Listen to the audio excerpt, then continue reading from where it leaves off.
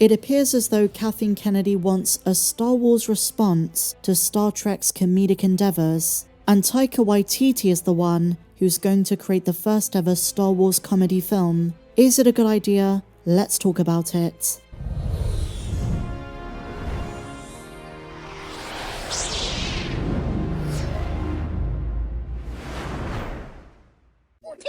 So, a couple of days ago, when Kathleen Kennedy spoke with Deadline.com and confirmed she's gonna step down as president, but she's not retiring. In my video covering it, I highlighted the section where she speaks about Taika Waititi's movie. It's absolutely wild to me that Kathleen Kennedy's taking it seriously.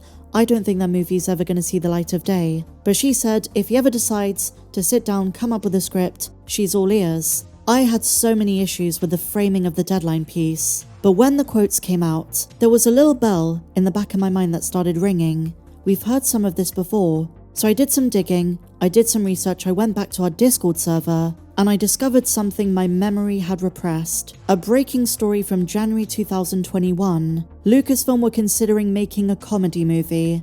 I remember when this dropped. It wasn't the biggest story at the time, but it did make the rounds, and fans gave a unanimous no. We don't want Star Wars to become Marvel. There is definitely space for comedy in Star Wars. George Lucas was a proponent of throwing in a few comedic tropes, comedy relief, whether it's Jar Jar Binks or even recently with Bill Burr in The Mandalorian. In the right setting, light-hearted fun and a few jokes do work in the context of the Star Wars universe. I used to live here, You're gonna die here, Convenient. But we don't need a designated live-action comedy. Not because of the problem of the genre, mind you, but just based on the way things have gone in recent times. You just know the contemporary approach is not going to be suitable comedy for the Star Wars galaxy. There's a way to do Star Wars humor. It's timeless. Similar to what we were saying about the way you integrate politics, it can't be too on the nose. You can take inspiration from historical conflicts, revolutions, but you have to make them Star Warsy, you have to put them in the space opera fantasy setting. And based on what we know about Taika's sense of humor, I don't think it's going to be a smooth integration when it comes to writing Star Wars this way. To give credit where it's due, I think Taika did a great job directing on The Mandalorian's first season, and fans seem to have enjoyed one of the scenes he directed between the two scout troopers. But again, it was sprinkled in. But there's a big difference between an episode that was written by Jon Favreau and Taika directed, and a full feature-length movie written by Taika Waititi which he says he wants to piss off fans with, that is entirely his brand of humor.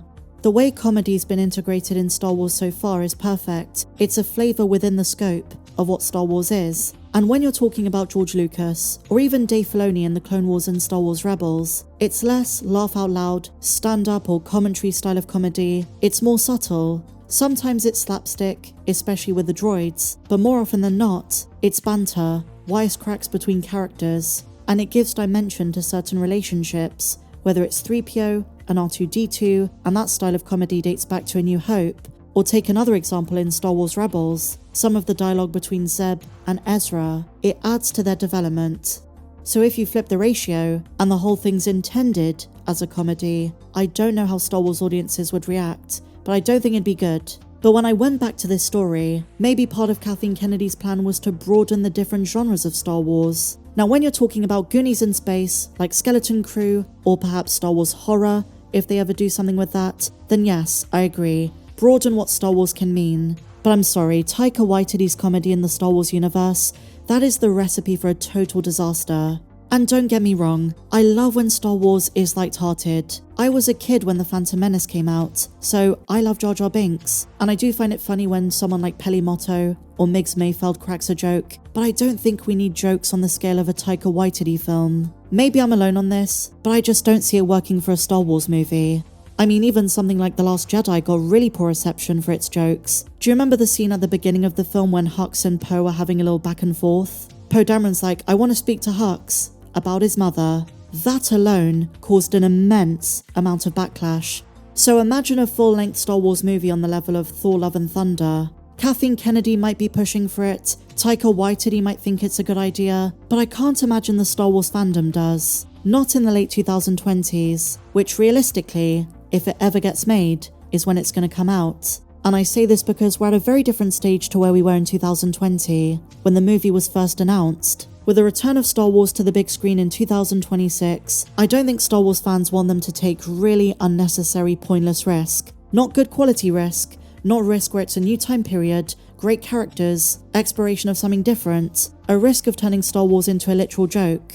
We're living in a time where there's a lot less grace for what Star Wars puts out, especially at a time where fans feel let down, where the quality of TV shows, comics, movies isn't what was promised. And even if, let's say, some of the comedy does land, is this really what Lucasfilm should be focusing on at the moment? It's really telling that in the interview with Deadline, Kathy mentioned Taika's movie, but didn't even mention the Rey movie. It's all about priorities, and if I was at Lucasfilm and I was high up, I would say this is a terrible decision. And he's also the same person who asked Natalie Portman if she'd ever want to be in Star Wars in his movie, not realizing she was literally Padme Amidala in the prequel trilogy. Taika Waititi has been very successful. He's made a name for himself, and I did enjoy his movie Next Goal Wins. But I'm sorry, I just don't think his style of filmmaking is going to work with Star Wars. It's not a good match. So the fact Kathleen Kennedy is still pushing for his movie, and there being a good chance his movie is the so-called comedy film they've been wanting for a long time, I've got a very bad feeling about this. If Star Wars wants to do comedy, why don't they release Star Wars Detours, the double-season animated Star Wars series that never aired, and that was created by George Lucas himself? Some of the folks from Family Guy worked on it, Seth MacFarlane, Seth Green, and that was like Star Wars meets Family Guy, Robot Chicken, who both did parodies of Star Wars, and 39 of those episodes were produced. Considering the existence of Disney Plus, and the fact Disney owns those episodes, they have them at the ready, it blows my mind that they never released them. And what's insane is that many people who worked on the show have been pushing for Disney to do something with it. In 2021, Seth Green was asked if he ever thinks the show's going to be released, and he replied, quote, "The most recent conversations I've had with anyone who's in any position to say so is that it's not soon. The way it's been explained to me is there hasn't been enough interest." And then 1 year later, Weird Al Yankovic, who recorded a few songs for the show, pushed for Disney to release it.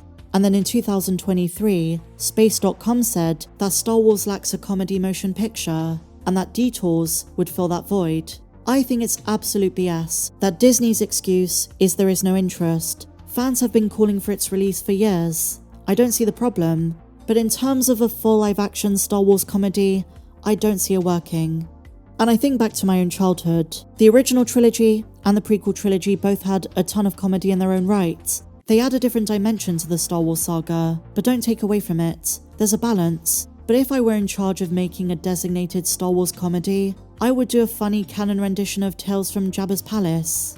I remember the first time I saw the special edition of Return of the Jedi. The Cy Snootles CG change I found pretty hilarious growing up, so maybe something with that. Maybe the romantic drama between Max Rebo and Cy Snootles. There's a lot of whimsy with those aliens, so that would be my starting point. But at the same time I'm saying all of this, the world really does need a bit of a laugh at the moment. Everything is so serious. The political situation, the divides in our own fandom, but in the world more generally. I think we could all use a good laugh, but it has to be done right. And that's where I take my hat off to George Lucas, because he was great with the comedic timing. Even the small things, for example, going back to Return of the Jedi, the moment when Han Solo realizes that Leia's in love with him and not Luke, that little moment where Harrison Ford is kind of starstruck, and they kiss, because he completely misunderstood the situation between Luke and Leia, not realizing they're siblings. Stuff like that is just enough. And if you want the more childish aspect of Star Wars comedy, like I said, Jar Jar Binks is perfect.